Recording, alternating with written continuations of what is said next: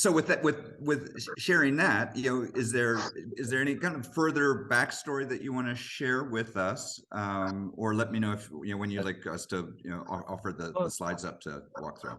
The biggest question, actually, in a conversation I had with Lane a few weeks back, months back, however long it's been, Lane, I forget, but it really kind of came up around when we approach the leaders of different congregations, one of the questions is really what's in it for us, and I think that's an important question to ask, and an even more important question to have some response to, because I again what I often see in liberal circles is that people are kind of working to solve their own consciences or whatever else, and ultimately more focused on helping themselves feel better than they are about seeing real change. And I don't want to foster that. I don't feel I'm in a position to say, oh, that won't happen here. Right, because history is strong, and without having the kind of track record that I wish I had for things being remarkably different, puts me in a position of really wanting to be able to I don't know. I guess comes to mind, but yeah.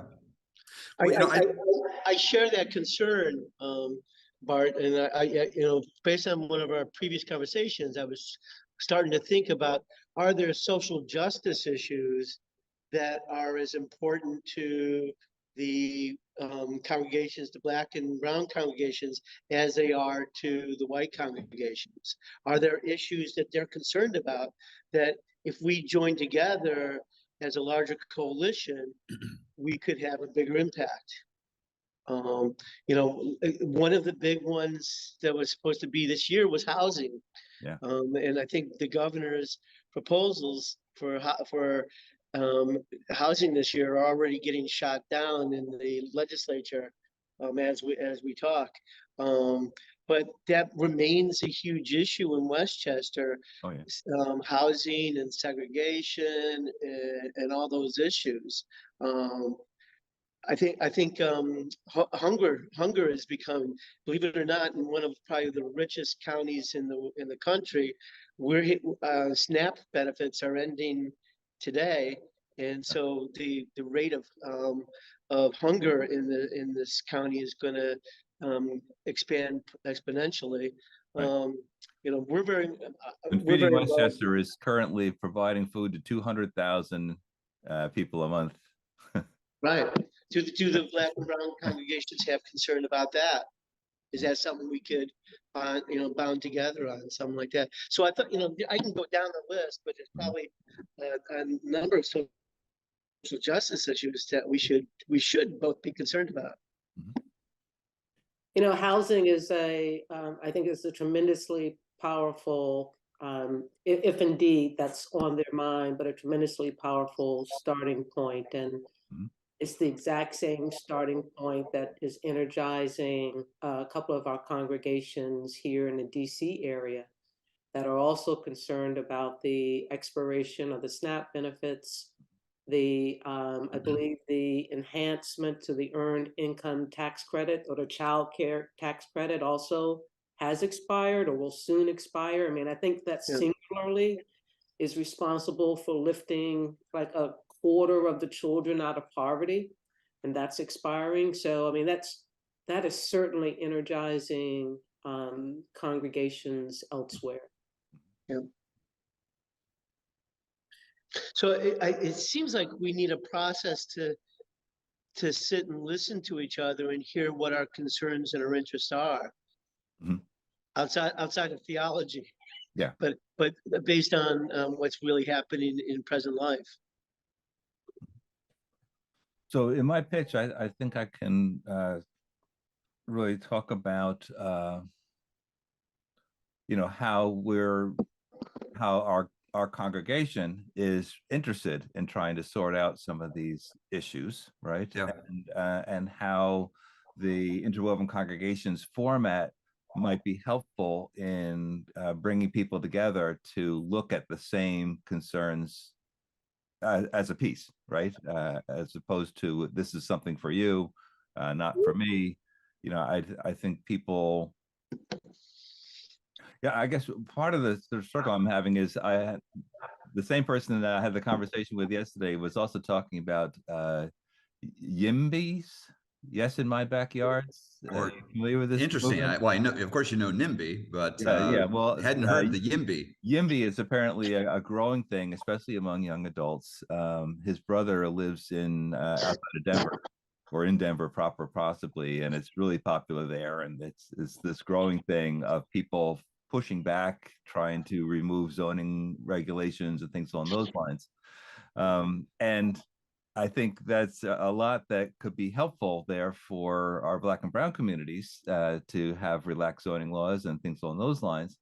The downside is it's builders that are probably promoting this a fair amount because they would like to see higher density in places. And builders have more of a reputation for gentrification than they do for providing affordable housing. So I'm you hear me. I'm Yeah. Well, maybe, I don't know if it's helpful for us to pull up our slides with a couple just ideas, which I think, Jeff already started us down, this road, which, and let me see if, I think do I have, let me give it to you. Yeah, you'll need to make me a co-host. Yeah, thanks. Thank you.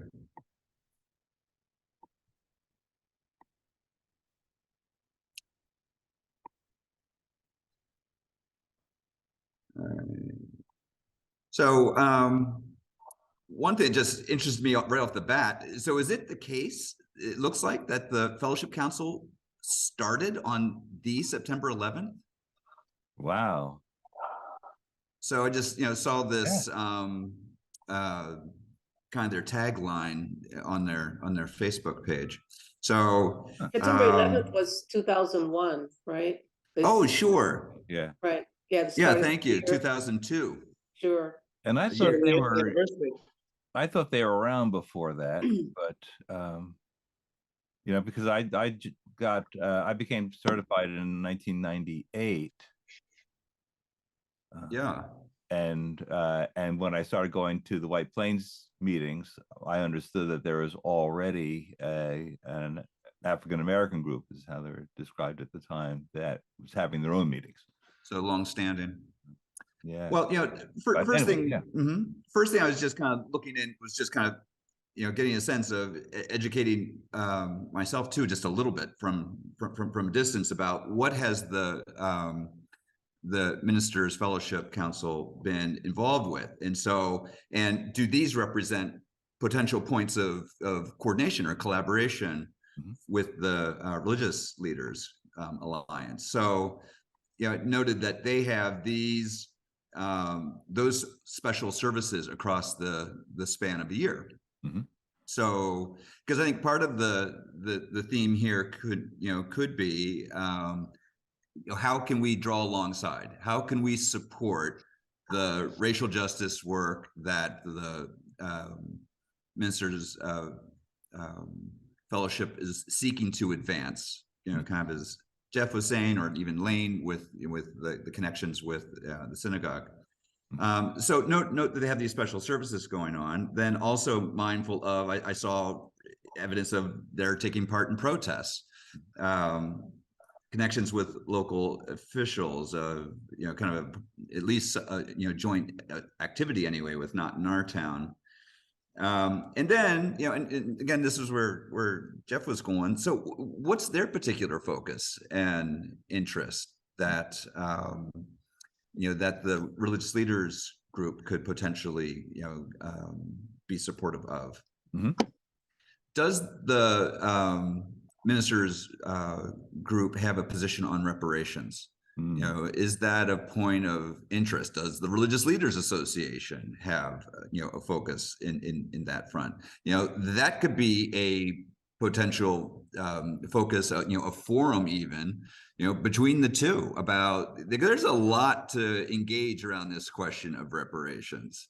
It's quite complex. And I, at times, you know, engage with some African-American, you know, partners who themselves will say, I don't want to go the reparations route, either because we've heard people say, well, it's just a pipe dream, or heard some people say, I don't want to be painted as the victim. Or I've heard people say that would put the backlash on steroids in the white community, and so on. And yet there are others who are saying, ultimately, we're not going to get to the racial reconciliation we say we want unless we address the justice issues, and reparations is in the middle of that. Yeah. So those are some questions. And then, are there opportunities for other linkages? So, you know, they have their monthly meetings. Are there other racial justice events that didn't identify before that are going on that could be opportunities for connection? Is there possibilities of doing some joint? I don't know if you want the answers to that question now, but what was interestingly, what was missing from that list was there is a Juneteenth parade every year in White Plains, and it's kind of curious that it's missing from their list. There's also a Kwanzaa celebration at the Slater Center in downtown White Plains every year, and again, that's missing from what they do. Yeah, and Jeff, just to clarify, so that's not their list. That was just a list that I put together from scrolling through their Facebook pages. So those are just some things that I saw. So again, good to know in terms of those other opportunities around Juneteenth and Kwanzaa. You know, might there be shared educational activities, you know, between the groups, you know, joint forums, book studies, you know, films, outings, things like that? Are there just social things that the groups could do? Sometimes it's just good to let's put the social justice side to, you know, over here for a moment, and let's just go have a barbecue, or whatever, you know, that might be. What are the mission activities that are undertaken by the groups, or maybe, you know, the members of the fellowship council? You know, are there lead congregations? Reverend Trollinger's congregation. You know, what's Calvary's big mission push? Either be it in Westchester or even, you know, beyond. And then again, I didn't know, you know, where the history was in terms of relationship between the two. And might there be opportunities for connection between individual congregations between the two fellowships? And it actually, you know, you don't even need to be thinking necessarily solely of a kind of a one-in-one. It could be a couple congregations join with a couple congregations over here. It could be a small group of connection. So those were, you know, some just, I did, you know, thoughts about, you know, what might be some avenues of conversation with them, you know, as you anticipate March 7. Yeah. And let me just say the timing is really good for my conversation with Pastor Trollinger later this afternoon. Yeah.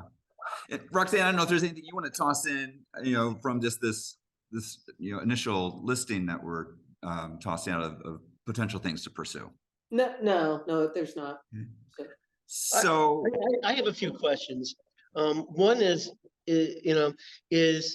how are the Christian Black and brown congregations on the issue of police reform or police accountability?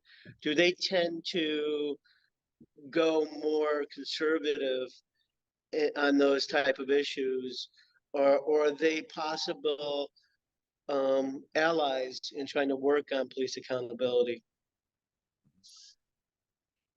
Yeah, I don't know that I could characterize broadly, Jeff. I've certainly been in some cases where it's been the African-American congregations that have been on the forefront of those issues for a long time. Yeah. Yeah, I So, know some of the, we're involved in the police accountability coalition here in Westchester. And I know some of the people um, have expressed frustration with the Black and brown congregations not being supportive and not being helpful with the coalition in the past. But I don't want to overcharacterize, I don't want to overgeneralize on that issue. But that's another thing that's actively happening right now. In fact, we're waiting for the county government to come out with a proposal for an office of police accountability. And that's another opportunity that the congregations could come together and advocate for a stronger office to protect everyone, but especially to protect communities of color where they tend to be more the victim of aggressive policing. Um, another real simple one that is kind of easy, probably easy peasy to do is in White Plains specifically, our city has limited composting contract to only private homes, and our church would like to be able to compost our materials also. I don't know if that's something the other congregations would be interested in, but it'd be an easy thing to gather around and go down to City Hall and talk to the people about changing the regulations so that the congregations could compost in addition to private homes. Stuff like that. I love also pulling the environmental concerns issue, which can go broadly. Yeah, Roxanne, I'm sorry. Right. No, I was just going to offer on the police accountability. It's and I don't know White Plains, but I would just say it may be helpful just to dig in a little bit. So I can imagine that Black and brown congregations may not be rushing to the fore to partner for reasons that may have some long-standing history between the communities. Or things that Black and brown communities or things that Black and brown communities would prioritize that the police accountability group has not prioritized. So there's oftentimes, this there's oftentimes where we've missed the opportunity to work together in a way that really lifts and prioritizes the voices and the concerns of Black and brown communities. So I would just offer to please keep that in mind, and certainly climate and environment. Once I don't know the landscape, but the ability to just get your trash picked up right in Black and brown neighborhoods can oftentimes be very different than what happens in the wealthier white neighborhoods. So if you start with composting, right, that just immediately would may turn off a lot of people who are like, I can't even get my trash picked up. Yeah. Yep. Good point. Thank you. Yeah. The other thing, since we're talking about it, is sometimes it's helpful just to be eyes wide open in terms of differences between groups. So I'm taking the Ministerial Alliance as a Christian group, and the Religious Leaders is an interfaith group. Correct. So there are at times some ecumenical Christian groups that aren't as wild about embracing an interfaith space. Sometimes there can be different, there can be, of course, in any work of partnership, you're going to come upon differences between communities. There can be theological differences that at times I hear, one congregation that's very perhaps pro LGBTQ, for instance, might have an issue with a congregation that doesn't support that, or a congregation that does not elevate women into leadership in ministry. Might have issues again, on different approaches. So, don't know the degree that there are any issues along those lines that sometimes are present, just to be mindful of. I did see, so there was a press conference after Tyree Nichols was killed, And several of the ministers from the ministerial fellowship were speakers, offering prayers at that vigil. And actually, it was a vigil, not a press conference. But there were elected officials always show up at these things, and do their bit too. But but it was striking for me that many of the religious leaders spoke about the need for humanity and how people treat each other and respect each other. So even though in the midst of their prayers, they were still focusing more on what is the, if you don't mind my saying, the ethical connection between people and their behavior and their work with each other, and what is needed to ensure that people in the police forces treat people as human beings. So I thought that could be an inroad, if that's actually is a popular sense there. Yeah. I was struck. I dropped the share for a sec. I had pulled up an article that goes back to 2015. You may be familiar with. It's listed as being in the Examiner News. I don't know if that's your local paper there. Yeah.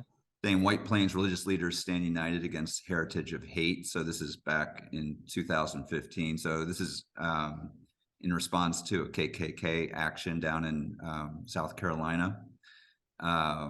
And there's what was interesting to me was during the gathering, Reverend Gregory Robeson Smith, pastor of Mount Hope AME Zion, said it wasn't enough just to dialogue. The various religious communities within White Plains had to begin celebrating and working together.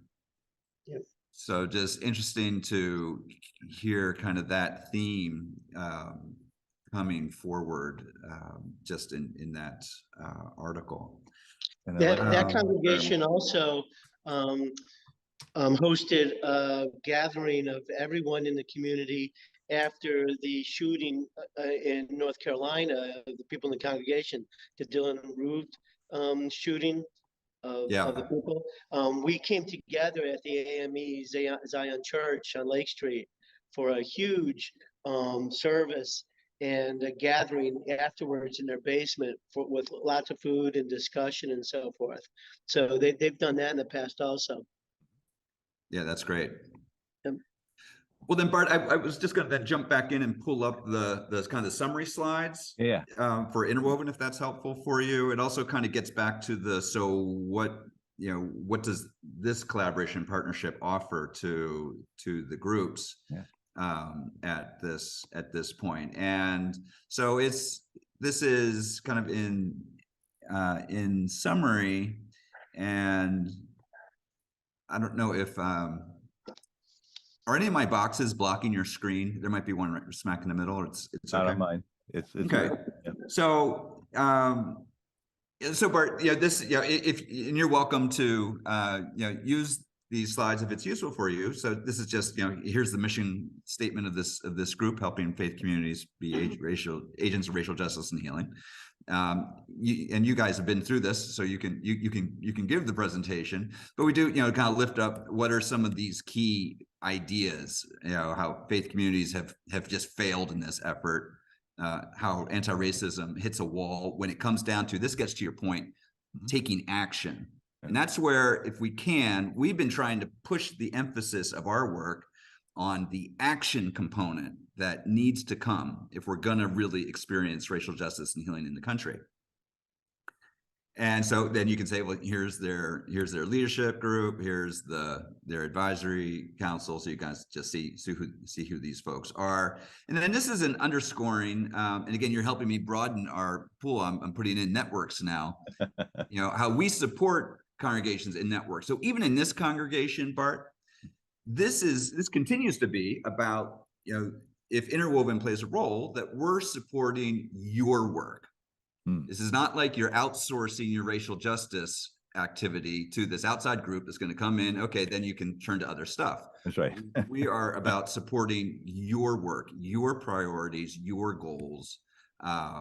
So the congregation networks own this project, and our role is to support in these various ways. Swell. And then we talk about, and you say, so they have these 4 building blocks, and the first is confronting racism. So this is the education piece. And I'll just give you one slide. Here's an example of, they have some congregations that came together and they did this pilgrimage to the Eastern Shore of Maryland. So they're learning, but they also are doing various studies and other ways to engage with text, with podcasts, with film, with discussion groups, with professional trainings. There's a range of strategies to help congregations confront racism. And we do encounter at times differences between an African American congregation, for instance, and a white congregation, where, of course, the African American congregation has been living this stuff. And for many in the white community, people are still getting squirmy when they just hear white supremacy. Right. So there's there at times there's different work to be done. Necessary though to confront and also just to say, sometimes we hear people say, well, you're just preaching to the choir. I don't think the choir is on board yet. No. So if someone says, oh, we just don't need that with our progressive congregations, well, our experience has been maybe some in the congregation are on board, but not everybody. So there's a role there. We hear from folks in some African American congregations that folks say, well, our own education was limited. Thanks, Lane, if you're needing to scoot. Good to see you. I need to scoot, and I hate to get off because this conversation is just getting interesting now. Well, look forward to seeing you on the 12th, Yeah. Lane. Yeah, Okay, yeah. Bart, I hope you can share this recording with me because I want to hear whatever Absolutely. else you have to say, Pat. Thank you. This makes a lot of sense. Okay, Okay. looking forward. Thank you. Great. Bye-bye. Bye, Roxanne. But we also hear from some African American congregations, like who went on the pilgrimage, and this one woman who's in her 90s said, "I never learned about some of these things." So while we might assume in some cases, oh gee, this is something that maybe African Americans are up on, white people just need to catch up. There's some cases where even some African Americans are saying, I haven't gotten this history. Yep. So that's important. Then we talk about the relationship building and coming together, and the list that we went over before kind of lifts up some of those ways that happens. And then here's just 2 slides for you. Say here are a couple pairs of congregations that the group's working with. Then just kind of demonstrates them coming together a bit. But then we get to practicing anti-racism, and this is where so the top. Confronting, building relationships are key, but this is where we really need to lean in. And so here's doing some anti-voter suppression work. Roxanne's been key in leading us in this vein. And then here's an example of when we were with the Poor People's Campaign. Oh yeah. And on a march in Washington. So it's and then we underscore all this connects with our faith practice.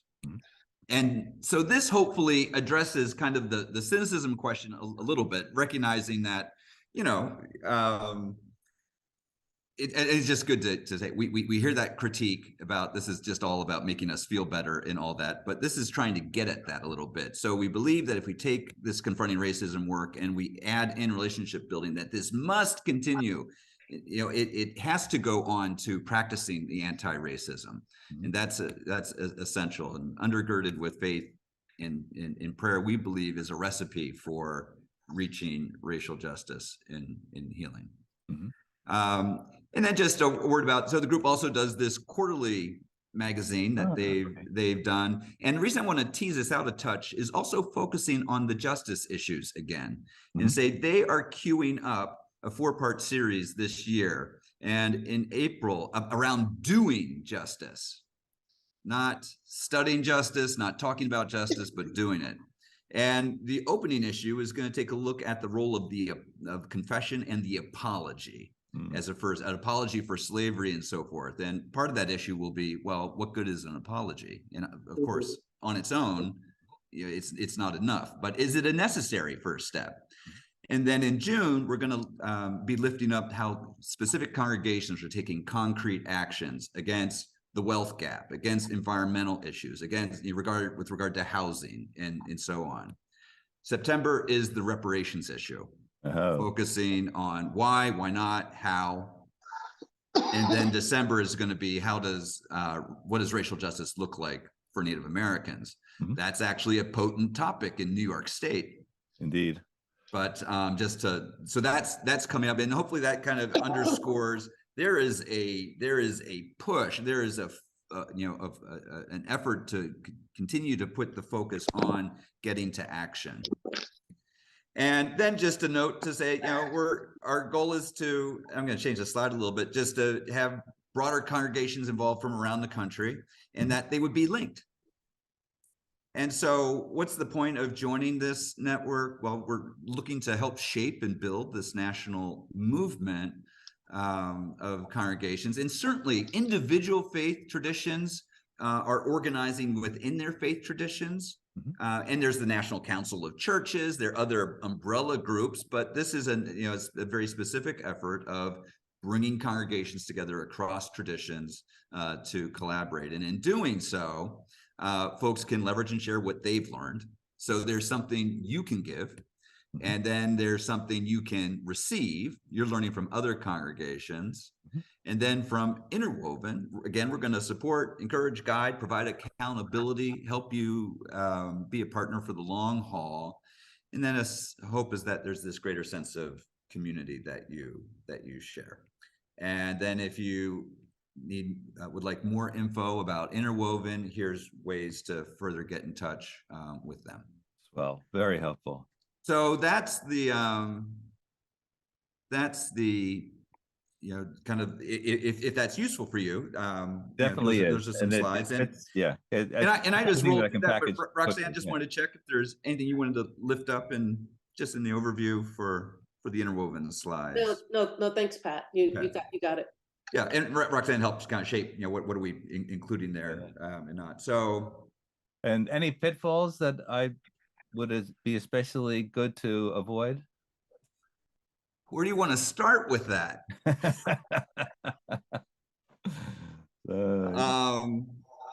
Pitfalls to avoid. Well, I think a couple things that just occurred to me, and one is we really want to be listening and cluing into our African-American partners. So, we're not riding in on the horse saying we're ready to save the day. We have some ideas, we have some experience, but we're learning every day. And the most important thing that we bring to this table is a commitment for racial justice in healing, and a commitment to support folks in the African-American community who are standing, for these issues. I mean, I think one pitfall that I'm mindful of is the reconciliation pitfall. People are like, oh, we all want to just come together and have racial reconciliation. If you're not talking racial justice, then we've just run into a brick wall. So, so for me, it's never, this is an initiative around racial reconciliation. It can never, I would never frame it that way. I would always say it must be a movement for racial justice and healing. The justice has to come first, and not to be, and some things sometimes we want to underscore with folks, as Roxanne helpfully lifts up at times. I usually don't remember to do so, and that is that this process is just not a straight line of you're going to do A, then you go B and C, but rather it's iterative. It's you're going to do some learning and educating, and then building relationships that might happen at the same time, and then you might have an opportunity for doing some justice work, and it all moves around. But then you need to do some more education, some more relationship. It's a continual evolving path. I mean, the other thing I would say is relationships undergird this.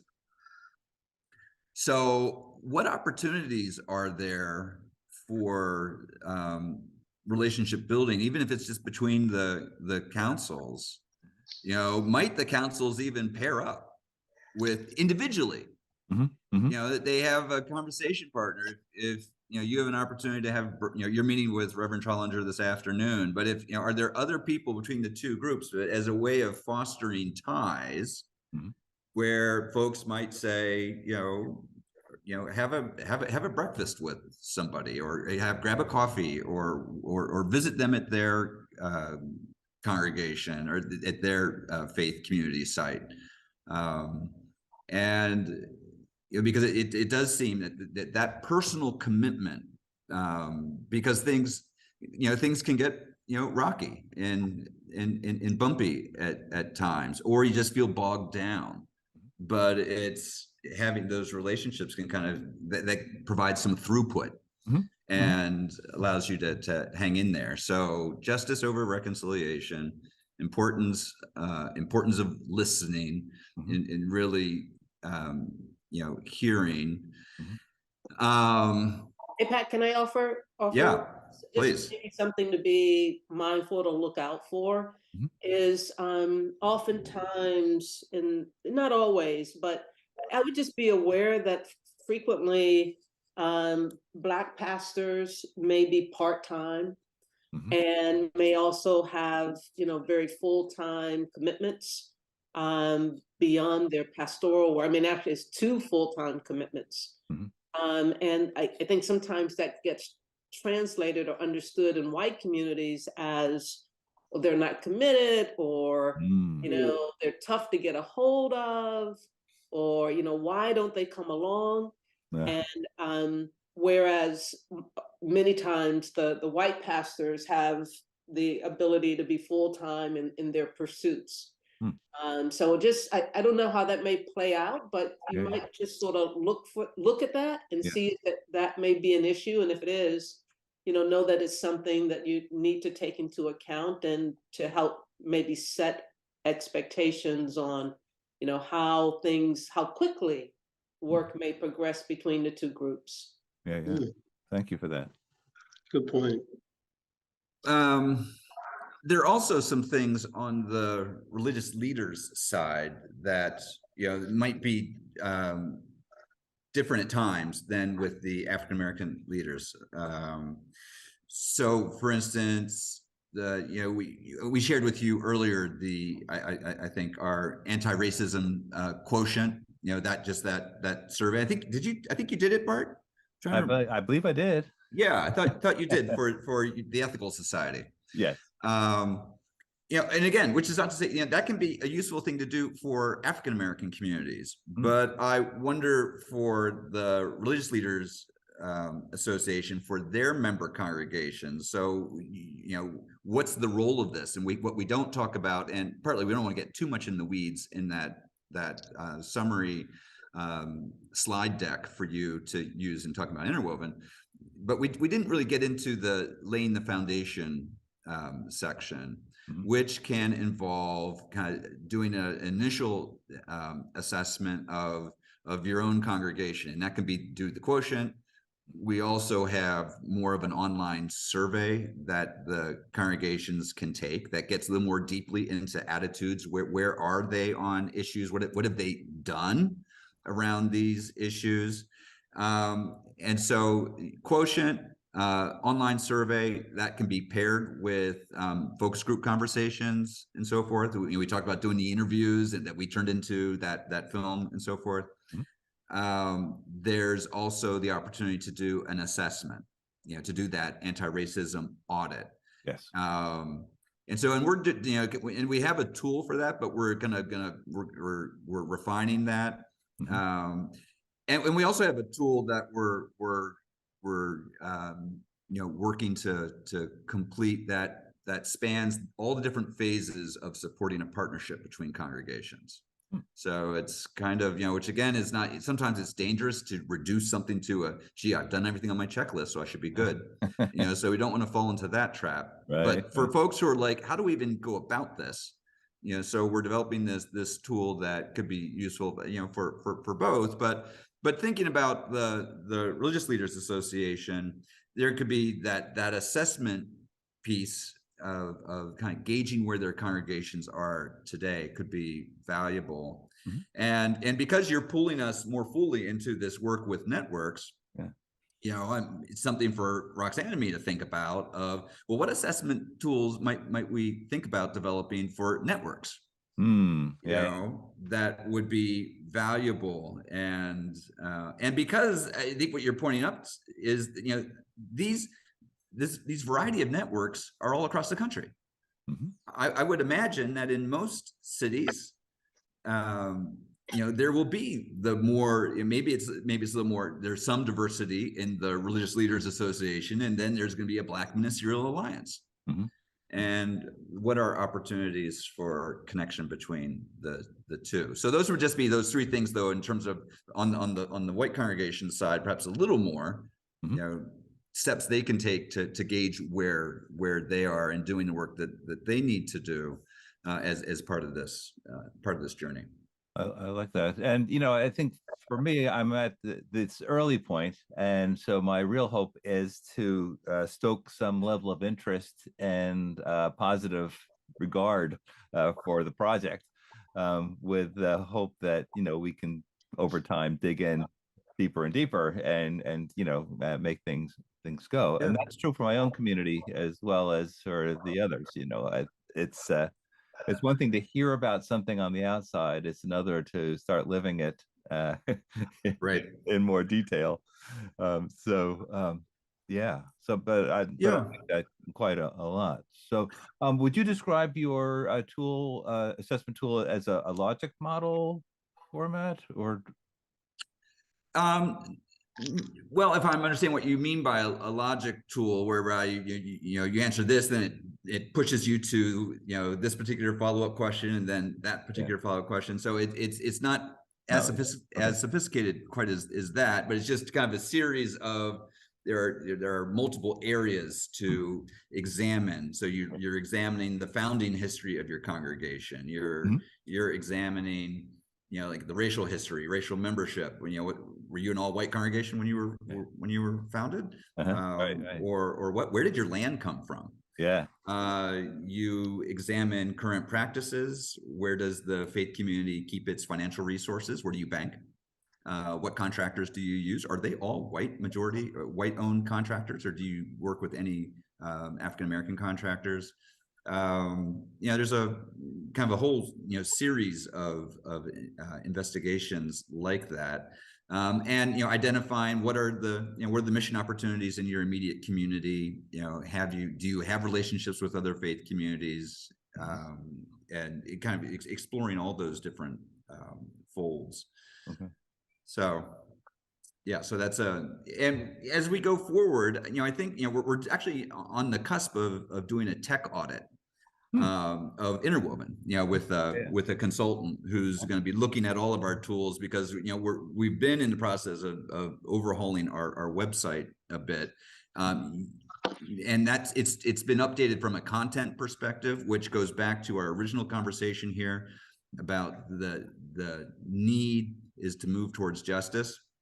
This would be another pitfall, and that is that our prior iteration of the website had a big focus on our separateness and the lament from King that isn't Sunday morning the most segregated hour of the week. And white congregations, and I'm putting myself in that was our big lament. Gee, why can't we have Black people in our congregation? Come to us. Why are we separate? As though that was the source of the issue. Right. And that's not the issue. That's just a reflection of the underlying injustice that we have. But white congregations, and even our own website, kind of fronted that of, gee, we need to be able to come together, interwoven congregations. It's a pity that we're apart. Well, you know what? The what we need to do is to push for justice in the country and Right. to close the wage gap and to close the differentials in health outcomes or experiences with the criminal justice system, et cetera, et cetera. So that would be another thing that I would thematically would look to avoid is an overemphasis on, gee, why don't we just, why can't we all come together and, Yeah. you know. So is there any other way that, you know, if we can be supportive of you on March 7, let us know. Absolutely. The other thing I'm just going to flag too is on March 12th. So looking forward to breakfast. Yeah. And then the service over at the Unitarian with the Unitarian congregation. Yeah, I won't be able to be at the service because I'll be talking actually about interwoven congregations at the Ethical Society that Sunday. Well, great. Then just to say, excuse Bart, what time does your service start? 11. Interesting, because Bart's building is just down the road from ours. It's true. So Pat, I don't know if you want to hop over there after our service or what you want to do. What I was just kind of Good hospitality. I was just what kind of post worship we're big into bagels and pastries. Yeah. Okay. Pastries, little fruit. So, because what time does the service start, Jeff, at the UU congregation? At 10 o'clock. Oh, and it's usually done about 11:15 or so. So and Bart is just at the other end of the road. That's right. Well, sure. Then Bart, if it makes sense, I'd be happy to to take advantage of that and slip down the street. That's great. I love it. So let's do that. The other thing I just wanted to lift it up is, so I don't have any afternoon commitments at this point. I mean, I can head back down into the city, but what I'm thinking of is, I don't know if there's a group of folks that'd be interested in just grabbing a lunch. I mean, you guys have, Jeff, I'm not looking to tie you down for the entire day. Here we've had a nice breakfast opportunity, but would there be, folks at the Ethical Society, or even if there are folks from the UU congregation, if we said, hey, we're going to gather for lunch at 1 o'clock at this place, if you want to join in, you can join in. Yeah, but I also lift up the afternoon as, and again, not presuming your time further, but if you were to find in your conversations on March 7 or with Reverend Trollinger, gee, if you want to have an opportunity to connect, since Pat's going to be up here, and if there's an opportunity for a visit, or if that lunch opportunity is a good opportunity for members with the ministerial council or the religious leaders group or whatever, it's just an open time. So if there's any way that's useful to utilize that, I just want to let you know, I'm available. Excellent. I love that. Thank you, Pat. What's the back end for you? What time do you need to be back in the city? And I don't have a back end, actually. Oh, okay. So yeah, I'm open. So Sunday I kind of just had framed. I've do the morning. I've got I have a good friend I'm staying with in the city, but I'm able to visit with them, Thursday and Saturday, and we're doing congregations in Albany on Friday. But so I have an open dance card on Sunday. So if what I would really invite you to do, and again, it could just be, maybe so the 2 services, lunch afterwards, and that's if lunch works out, and that's a good that's a good day. And then you're free after that. But I want to just invite you, schedule me in whatever way would make sense to you. Cool. And so I just put myself in your hands in that sense. And if you're like, hey, we have an opportunity to do something at 3 or 4, and even if there's a gap in between, I've got stuff I can do or just visit with folks. And so for me, if there's any further way to maximize the time, that would be great. Swell. All right, I'll get to work on that. I will be going to Kansas on Thursday morning, right, and coming back on Monday. So I'll need to get a lot done today, and then I can try to do it remotely over the course of the weekend, because I'm sure my son and daughter-in-law would like to see us a fair amount, but not the whole time. Right. Nothing So like having two kids in diapers, you know? I will email you just the slide deck as Okay. I shared it, and feel free again to use it. And I think it's just big enough to go through on a regular email, Swell. Okay. as opposed to needing a Google Drive thing. Mhm. But between now and then, you know, if you're like, oh, what was this point, or if you have any other questions ahead of the 7th or between now and the 12th, you know, just feel free to give us a shout.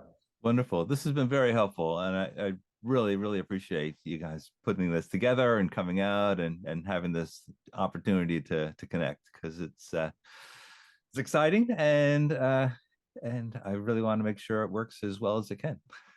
Well, you're opening up opportunities for us, Bart and Jeff, with your congregation too. So we're grateful for that, excited about that, and looking forward to the connections to come. Yeah, Jeff, and thank you for the invite to the 12th. That was a nice surprise to see. Oh, so Right. And good luck on the 7th. Look Thank forward you. to hearing about it. Yeah. We'll be in touch. Yes, good luck. thank you so much. Well, All right, appreciate it. see y'all. Take All care. right. Okay, bye-bye. Bye.